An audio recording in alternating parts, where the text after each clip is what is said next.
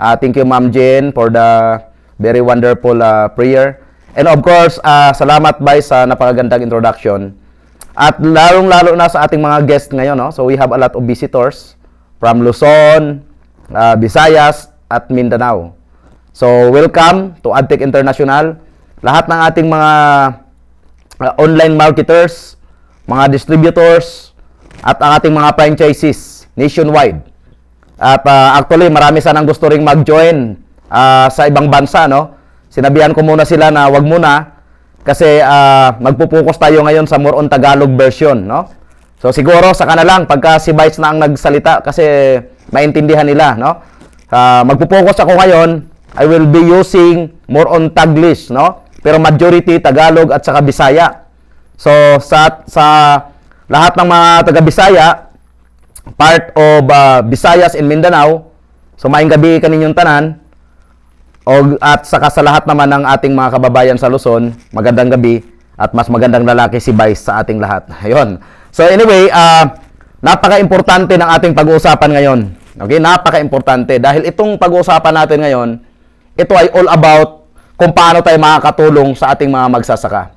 Okay, so ang una kong tanong sa inyo, gusto nyo bang makatulong sa ating mga magsasaka? Kasi alam nyo sa totoo lang, this business is more on advocacy. Ito kasing negosyo natin, kailangan po rito, yung puso mo nandito talaga no? Kasi mahirap pong magkaroon ng negosyo na involved with agriculture, aquaculture, poultry and livestock kung ang habol mo lang ay kumita, no? Kasi this business is more on sabi nga nila, this is a business for a cause. Negosyong dapat mong mahalin at dapat isa puso. Okay? So, ang tanong ko ulit, gusto mo bang madoble ang harvest ng ating mga magsasaka at bumaba ang kanilang mga gastos? Kasi nga, alam nyo guys, isa sa mga tinatawag nating challenges or yung dilubyo. Pwede nga natin tawaging dilubyo ito no? Kasi kami mismo, ako mismo farmer ako. At lahat kaming magkakapatid, buong pamilya, mga farmer kami.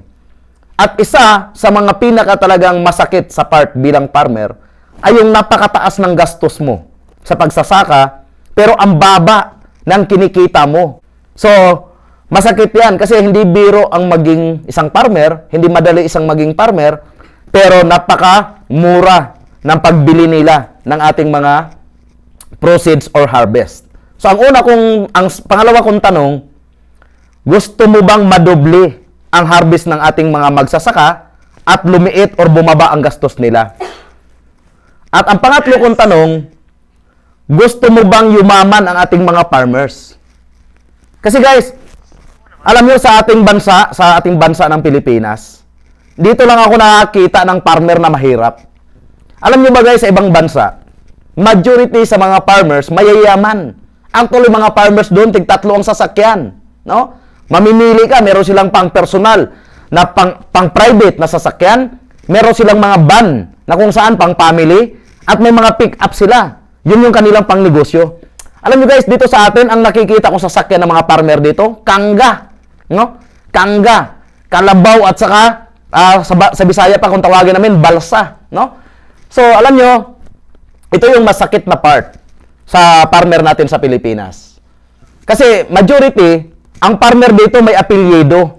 Pag tinanong mo, anong trabaho mo? Ang sagot nila, farmer lang po. Grabe, alam nyo, naging Chinese lahat ng farmer natin. No? Farmer, tapos ang middle initial lang. Tapos yung middle, ang huli niya po. So siguro kamag-anak ni Fernando po. No? Tsaka ni biro lang guys. So majority, no? Pag sinabi natin majority, halos lahat ng farmer ng buong Pilipinas, ay ang tingin nila sa pagiging farmer ay farmer lang. Pag sinabi natin lang, it means, para bang pagka-farmer ka sa Pilipinas, para bang ikaw na yung pinaka mababa na antas ng lipunan or mababang klase ng hanap buhay.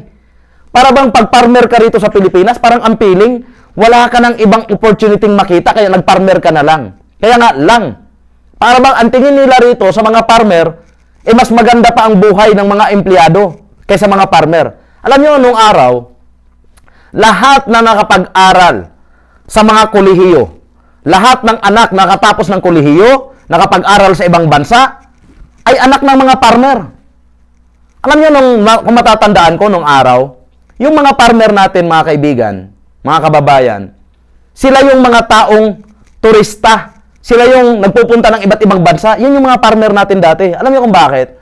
Kasi dati, yung ating Philippine market, yung ating siyatawag na agriculture sa buong Pilipinas, ay napakayaman. Napakayaman. Sa katunayan yan, ang ating ekonomiya ay halos 1:1 kaysa sa dollar. 1:1 ang piso kumpara sa dollar. 1 piso equivalent to $1. So, sa madaling salita, ang ekonomiya natin that time ay kasing yaman ng USA. Kasing yaman ng Estados Unidos. Ganoon tayo dati kayaman. 1 piso equivalent to $1. At tayo ang nagtuturo ng farming or agriculture sa buong Asia. Alam nyo ba, hindi lang tayo basta-basta nagtuturo. Tayo ang iniidolo ng buong Asia. Kaya nga dito sila nag-aral sa atin sa UP Los Baños. Dito nag-aral. Yung kanilang mga magagaling sa agriculture sa ibang bansa, dito nag-aral sa atin. At ang pinakamaganda pa nitong kwento na to, kwento na lang to, this is part of our history. Dahil ang Pilipinas dati, tayo ang nag-i-export ng mga pagkain sa iba't ibang bansa. Tayo ang nagsusupply ng pagkain. Hindi tayo ang umaangkat. Hindi tayo nag-i-import. Tayo ang exporter. So, ibig sabihin yan, mga kaibigan, mga kababayan, yun yung nawala sa atin ngayon. Kaya ang tanong ko sa inyo, gusto niyo bang payamanin or yumaman yung ating mga kababayang magsasaka? So kung gusto nyo, tara na. No? Tara na. Okay? Pagtulungan natin, guys. Ipapakilala natin ang ating mga produkto sa buong mundo. Kasi, ang nangyari kasi, guys, sa totoo lang, hindi tayo ang mga products natin, para bang last option. Parang ikinikahiya natin. Ikinikahiya natin ang products natin.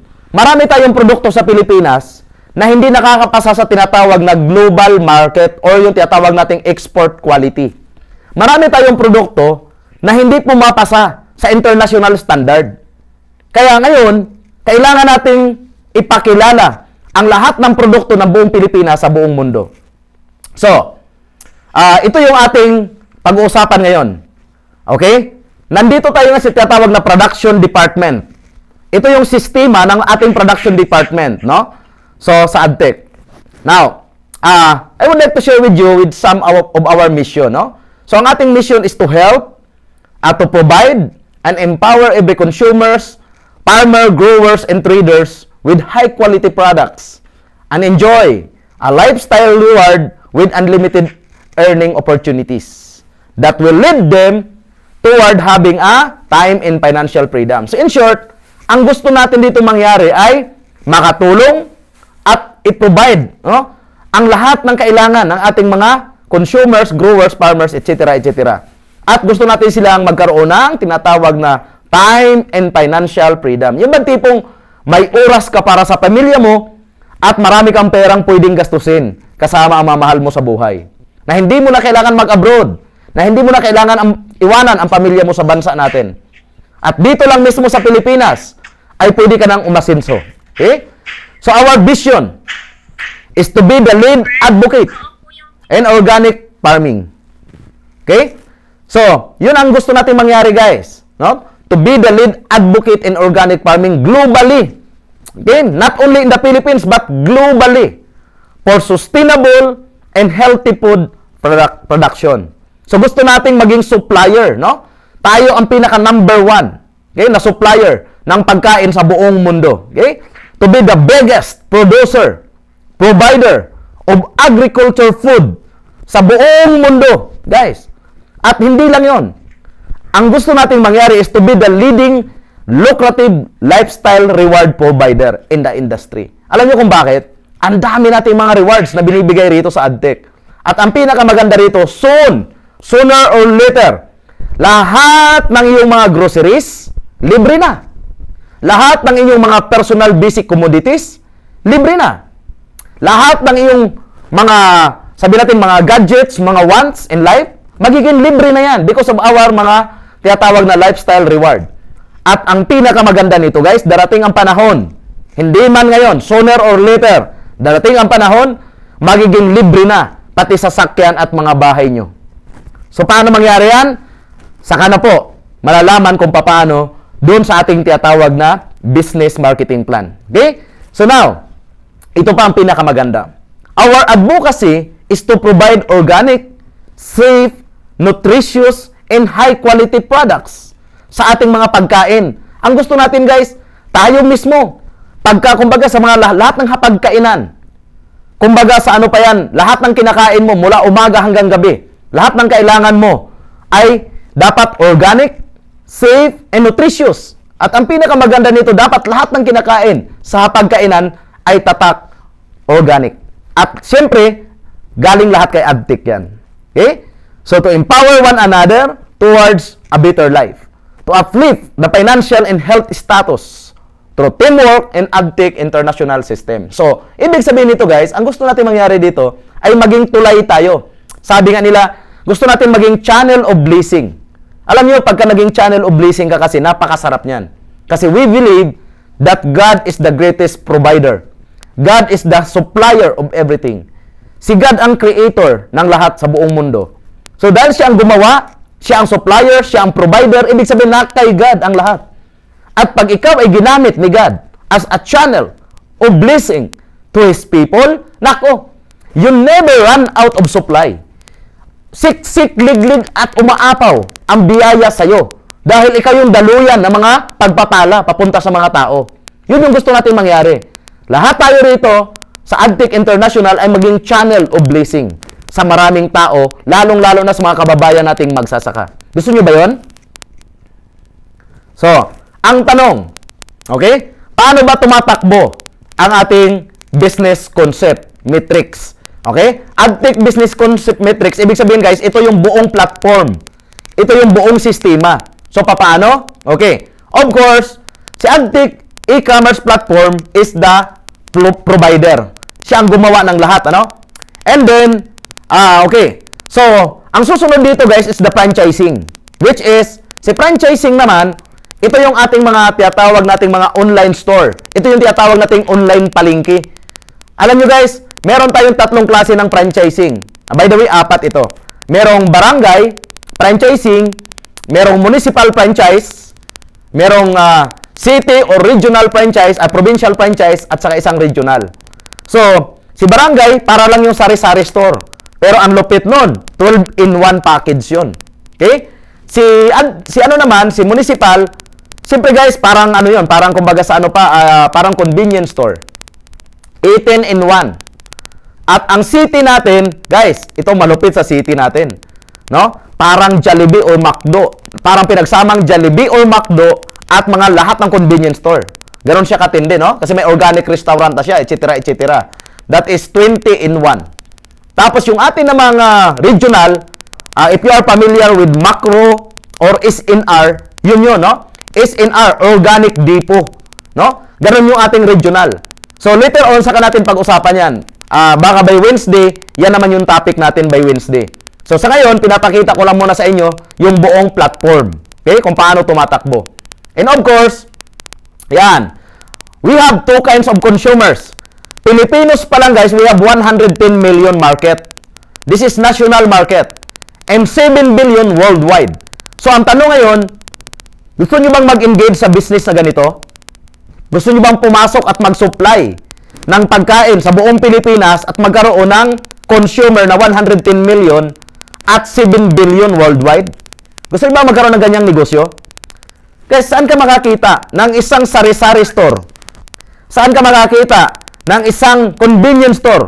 Pero ang market mo, buong Pilipinas at buong mundo. Okay? So later on, saka natin pag-usapan yung part of franchising. Okay? So yan. So through AdTech e-commerce platform, matatap natin guys yung ating consumer. Okay? Now, meron tayong tinatawag na mga online marketer. Sila naman yung ating mga ano guys, no? Mga admin, sila yung mga nagkikipag-usap sa ating mga sa ating mga consumer at the same time sa ating mga producer. Okay? So, under dyan, ang ating mga online marketer, sila yung nagtatap ng ating mga sa production department, no? Sila yung mga naghahanap ng ating mga project administrator at mga growers. Okay? And then, of course, ang ating mga online marketers, naghahanap din sila ng tinatawag nating mga vendors. Okay? So, kung mapapansin ninyo, ang ating pag-uusapan ngayon, pagdating sa project administrator o yung tinatawag nating production department, ang pag-uusapan natin dito, 4. Okay? All about how to become a growers or all about the farmers. And second, okay, is, nadalawa palang 1 dito, cooperative, no? So, sino ba ang pwede maging AdTech production department? So, pwedeng cooperative, yan, pwede ring association, at pwedeng mga project administrator kung saan pwede yung mga tinatawag nating individual na mga businessman or business person. Okay. Now, pag-usapan muna natin ang grower. How to become a grower. Okay? Ito guys, ay sa ating mga farmer. So, meron tayong 2 types of growers. Okay? Dalawang klase ng mga growers natin. So, pag sinabi mong mga growers, sila yung ating mga tagapagtanim, tagapag-produce. Kung sa farm, mga farmers. Kung sa aqua, sila yung ating mga fish pond operator. Okay? At kung sa ano naman, kung sa livestock, sila naman ang may-ari ng mga poultry or mga piggery. Okay? So, ang tawag sa kanilang lahat is growers. No? So, paano ka maging independent grower? Okay? Able to develop his or her own farm. Ibig sabihin, guys, ito yung may kapasidad na mag-develop ng sariling farm na hindi kailangan ng backup ng ibang tao. Kaya nilang mag-develop in their own capacity. Okay? Anong kailangan nilang gawin? Kailangan lang nilang i-register yung area and crops to AdTech. Ibig sabihin, ilang hektarya ba ang gusto mong i-develop? Ano bang gusto mong itanim? Yan. So, kailangan yan naka-register dyan kasi may kontrata po yan. No? May kontrata yan kung ilang hektarya ang pagtataniman mo at ilan din yung anong itatanim mo. Okay? So, of course, ang gagawin lang yan guys is kailangan lang next-gen organic technology ang gagamitin. No? So, meron tayo tinatawag ng mga protocol. Actually, bahala na dyan yung ating technical team pagdating sa protocol. Kasi, hindi tayo pwedeng gumamit ng ibang technology dahil ang next-gen organic technology is 30 years advanced technology. No? Galing pa ito ng Australia, ng USA, Germany, Japan, at Israel. Meron pa tayong 5 parating na mga powerful na mga products. Sobrang gaganda ng mga produkto natin, no? So anyway, saka natin pag-usapan yung mga products, doon natin yan itatopic sa ating tinatawag na AdTech Product Masteral. Okay? So, only next-gen technology, 30 years advanced technology. And of course, pwedeng ang independent growers magkaroon ng sariling brand. Okay? Bakit optional? Kasi kung wala ka pang brand, kaming bahala sa brand mo. Pag sinabi kasi natin brand, ibig sabihin dapat may sarili ka ng packaging. No? Pag independent growers ka, dapat yung bigas mo may sariling pangalan. Kung yung ano mo, yung mga, kumbaga kung ano yung products mo na gustong i-supply, dapat may sariling brand. Pero kung wala, kami nang bahala doon. Okay? Sa mga packaging. Now, paano kumikita ang mga growers? Okay? Unang-una, ang benefits and privileges being a grower ay magkakaroon siya ng lifetime discount sa mga products up to 50%. Magkakaroon siya ng personal purchase rebates up to 20%. So, para mas maintindihan ninyo, example, 1,000 pesos yung products na dapat nyong gamitin, mga inputs, bibilhin nyo na lang siya sa AdTech ng 50%, 500 na lang. Okay? Instead of 1,000, magiging 500.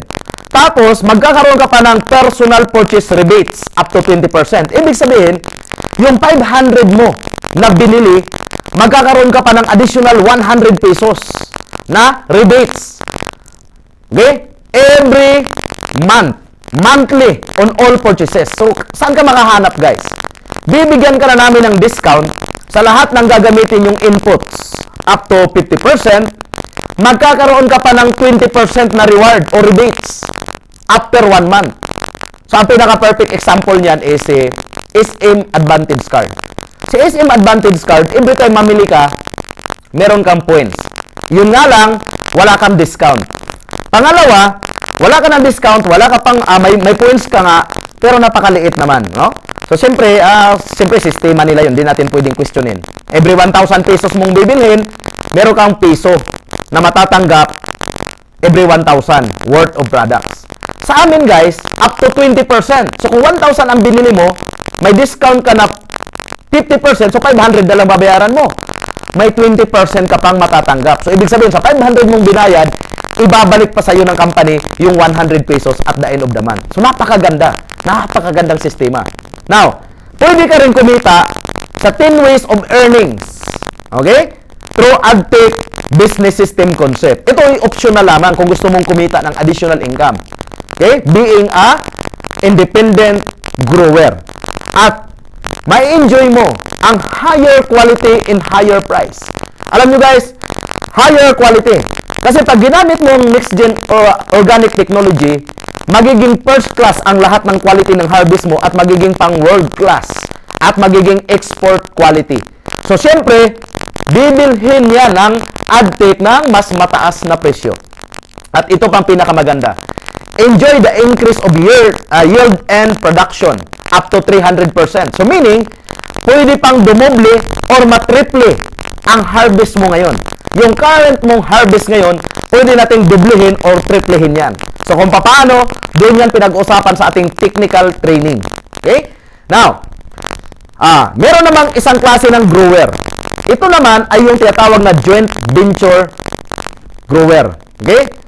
Paano yung joint venture grower? Ang kailangan mo lang dito ay may lupa ka, no? You have the land. Okay? Title man yan or not, walang problema as long as may barangay certification. Okay? At ang pinakamaganda dito guys, suitable for farming. Siyempre, hindi naman po pwede may lupa ka nga, puro naman bato, or may lupa ka nga, puro naman buhangin. So, hindi natin mapakinabangan. Importante, pwedeng taniman. Okay? So now, ano ang sistema ng joint venture project or joint venture program? Minimum 5 years ang contract. Ito guys, pag sinabing joint venture, ibig sabihin guys, tatlo ang ating partner dito, no? Si farmer or si grower, yung ating project administrator, at siyempre yung ating technical team ni AdTech, okay? So now, paano? Yan. All inputs such as seeds, fertilizers, labor cost, and other are shouldered by the project administrator. So meaning, kung sino yung ating project administrator doon sa area, siya lahat ang magsusupply ng seed, ng fertilizers, at siya na rin ang gagastos sa labor cost. Ibig sabihin nito guys, wala nang ilalabas ang farmer kahit piso. Walang ilalabas. Okay? At lahat ng inputs na galing kay AdTech International, directly. Hindi pwedeng kumuha kung saan-saan. Dapat directly kay AdTech International ang mga inputs na bibilhin. Kasi we will make it sure the quality na target natin is pang world class at pang export quality. Okay?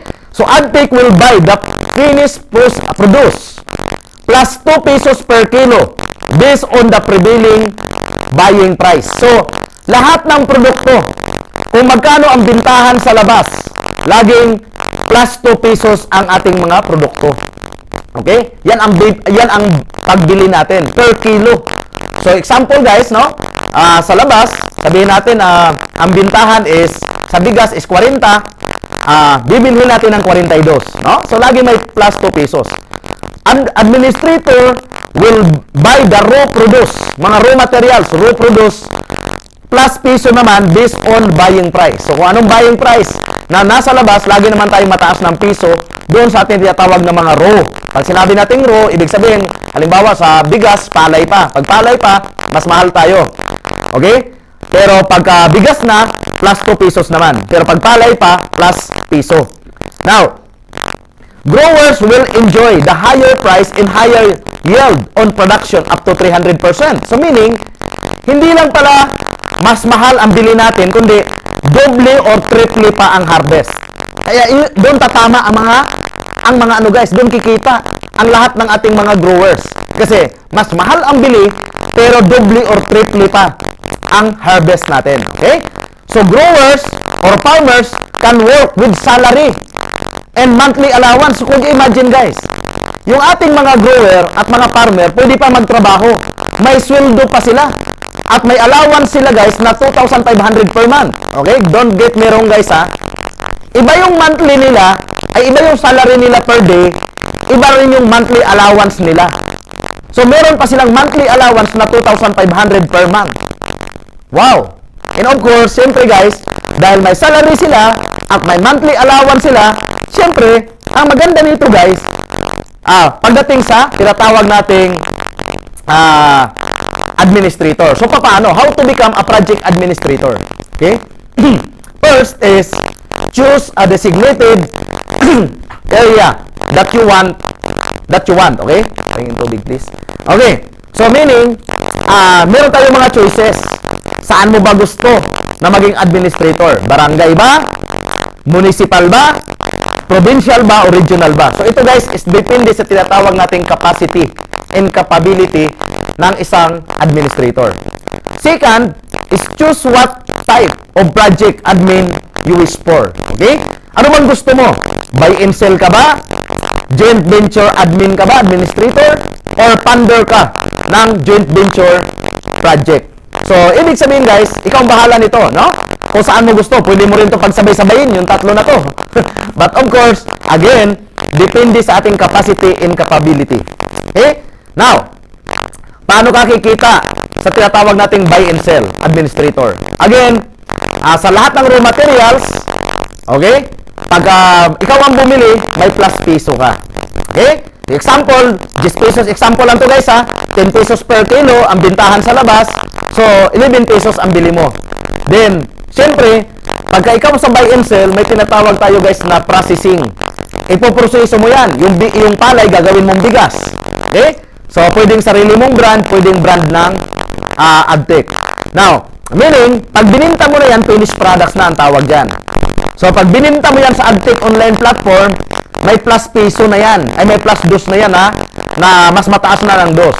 So, example, ang per billing price ay 40 pesos, ibibenta mo na yan ng 42. So, nabili mo siya ng 11 pesos, pwede mo siya ibenta ng 40 pesos. Kung yan ay finished products na. Yun naman, example lang yan guys, ha? Example. Depende yan sa presyo. Sabi ko nga, kung ano ang prevailing price, mas mataas tayo lagi. At kung magkano naman ang bintahan sa market, lagi tayong mas mataas. Kasi nga, organic na tayo. Okay? Now, joint venture administration. So, earn from all supply of inputs. Ibig sabihin guys, sa joint venture, ikaw ay kikita doon sa mga inputs. So, ano ba itong inputs? Seeds, fertilizers, pesticide, insecticide, lahat guys nang gagamitin, no? Dahil supplier tayo ng lahat niya, no? Nasa atin lahat. Mula sa binhi, papuntang, lahat ng inputs meron tayo niyan. And of course, pwede rin naman silang bumili sa other supplier. Yun nga lang, yung organic technology ay compulsory na dapat ang tatak is next gen organic technology. Okay? So now, the question is, okay, paano ka kikita? So earn 30% based on the net profit after expenses. Alam nyo guys, ito yung profit sharing. Ito yung profit sharing. Example, yung ating buong gross income is 200,000. Example per hectare. Tapos ang ginastos sa expenses is 100,000. Kasama na yung inputs, labor cost, lahat-lahat na, no? So may net income na 100,000. Yan, yung tinatawag na net income or net profit. Okay? So mamaya pag-usapan natin yung sharing diyan. Okay? So being a joint venture project, ito yung protocols na gagamitin per hectare. Okay? Yan, no? So, assuming meron kang 20 hectares na hinahawakan as project administrator. So, per hectare, ito yung mga gagamiting produkto. Ayan. Okay? So, magkano pwede mong kitain diyan? Sa mga inputs. Okay? Lahat ng inputs, ito yung pwede mong kitain. Ayan. Ang total niyan, guys, per hectare is 48,000. Per cropping. Yun yung kita mo sa lahat ng inputs. Per cropping. So, times natin sa 20 hectares, yan ay total income for 5 years of 480,000. Okay? Ayan, no? So, kumita ka ng 480,000 total income. Okay? So, okay. 500 total inputs organic, guys. Guys, pagsamahin na natin to lahat, no? Kumita ka ng 504,000. Sa inputs lang yan, guys, ha? Ibig sabihin, doon sa hindi pa kasali ang seed at ang synthetic chemicals are not included. Bakit din natin sinali yung mga seed at saka synthetic chemicals? Kasi, guys, yung presyo kasi niyan, fluctuating. So, ang mga presyo ng seed at mga synthetic chemicals, naglalaro yan, depende sa panahon. So, ang kaya lang natin computein rito, guys, yung mga organic na inputs. No? So, ito kasi nakapix ang mga price nito. Kaya meron kang 504,000 kung may 20 hectares kang hinahawakan as project administrator. Ayan. Ito naman yung kabuuan mong kinita. Kasama na po yung mga tinatawag nating other products. Okay? So, may total income ka na 1.1,074,000 gross income sa total of 20 hectares. Kung pagsama-samahin natin lahat, guys, yung kita mo doon sa tinatawag nating matching bonus at kita mo sa mga other products. Okay? So, meaning, that is for 20 hectares. Okay? Ayan. So, as funder, meron naman tayo guys tinatawag joint venture funders partnership. Ayan. So, paano naman tayo kikita rito? Yun. So, meron kang tinatawag na products. Kung gusto mong kuhanin kagad ang produkto, may worth 109,000 ka na products. Pwede kang kumita doon sa tinatawag nating fixed or pro rata per cropping. Pwedeng monthly, pwedeng semi-annual, pwedeng annually. Okay, 3 years minimum contract for joint venture partnership. Example, 100,000 mo, pwedeng kumita ng 5,000 per month, 30,000 semi-annual, or 60,000 semi-annual. Ito guys, pag sinabi natin joint venture funders partnership, ito yung mga taong gusto lang maging funder, gusto lang nilang mag-finance ng mga farm. Ayaw nila magtrabaho. Okay? Wala na silang pakialam sa buy and sell. Wala din silang pakialam sa profit sharing. Gusto lang nilang kumita lang sila, no? So, ito yung pwede nilang kitain. Pro rata basis naman, 20% share of overall net income of the project, whole Philippines, divided by number of project partners. So, ito guys, pro rata to. So, pwede kasing fix ang gusto mo, pwede rin pro rata. Okay? Can earn 10 ways of earnings in the system and enjoy unlimited earning opportunities. Okay? Yan. So, ang joint venture funders partnership, at the end of the contract, okay, ng GVP funders partners will receive a products double on his or her capital if they did not withdraw from the start. Okay, ibig sabihin nito guys, ito yung mga taong hindi nila kinuha kagad ang produkto sa umpisa. Gusto nila, sige, dyan lang muna yung products. Itulong natin yan sa mga farmers. Okay? Hindi nila kinuha kasi pag kinuha mo sa umpisa, that is only worth 109,000. Pero, pag yan ay bandang huli mo na kinuha after the what we call this, the contract, magiging doble na siya. So, magiging worth 200,000 na siya. Okay? Okay, anong benefits naman ng isang GVP partners? Enjoy lifetime discount up to 50%, and of course, enjoy the sales rebates up to 20%. Pwede rin siyang kumita sa 10 ways of earnings and enjoy unlimited earning opportunities. Okay? So, return of the capital. So, paano maging joint venture partners? 100,000 is the starting capital. Okay? So, enjoy the GVP project monthly or semi-annual profit, no? Pwede siyang kumita ng monthly, pwedeng semi-annual, pwedeng annual. And example, minimum income is 5,000 per month. So, within 3 years, so meron siyang 180,000 na kikitain. So, early products withdrawal, 100%. So, meron siyang 109,000. Kung kukunin niya kaagad ang products. Kung sa end contract naman niya kukunin, so meron siyang 200%. 218,000 ang products niya. Plus, yung 180,000 niya na kinita or profit, okay, meron siyang 289,000 kung maaga niya kinuha yung products, kinuha niya kagad pag-start pa lang. Kung sa bandang last naman, magiging 398,000. Yung kanyang magiging return of capital. Okay? So, plus other overriding bonus. Actually, bonus na lang yun guys. Bahala siya kung gusto niya yung mga overriding. Kung ayaw naman niya, pwede siyang kumita ng kahit walang gawin. Okay? Now, okay, ito naman yung sa joint venture. na barangay administration or administrator. So 99,998 ang startup capital, magkakaroon ng products na worth 109,000 at magkakaroon ng operational marketing assistance na 5,000 per month. So, meaning guys, pag ikaw ay naging admin, suportado ka ng company. Meron kang 5,000 per month na matatanggap para sa operation at marketing assistance mo. So, that is 180,000. So, total na return of capital yan is, or return of investment is, 289,000. Ayan, okay? Yan yung babalik sa capital mo. Okay, so, paano kumikita? Anong benefits ng barangay admin? So, una, siyempre, may tinatawag tayong 50% discount on all products, 20% personal discount of personal purchase rebates, 5% additional discount as barangay trader, okay? Or project administrator. Yun yung tawag natin dyan, no? Project administrator or trader. So, buy and sell and financing income. So, pwede siyang kumita dyan sa buy and sell at saka financing. Yung financing, yung tinatawag natin dyan, yung joint venture project. And earn from network optional. Okay? Optional na po yan. So, municipal admin naman is 350,000. Guys, naka-promo lang to ngayon ha. Kasi, ang totoo niyan, 500,000 talaga yan. Naka-promo lang to hanggang Disyembre. So, municipal admin. Okay? Ang babalik sa iyo is 184,000 worth of products.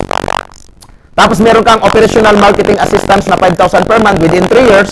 So, 180,000. So, total yan is 289,000. Plus, may loose products ka pang matatanggap na 349,000.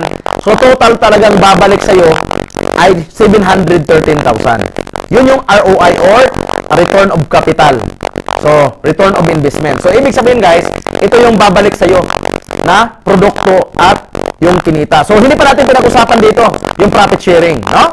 Okay. So, municipal naman guys, ito yung benefits mo, 5%, 50% discount sa lahat ng products, 20% personal purchase rebates, may 10% ka additional discount as city or town, okay, trader, 5% overriding bonus on barangay or admin.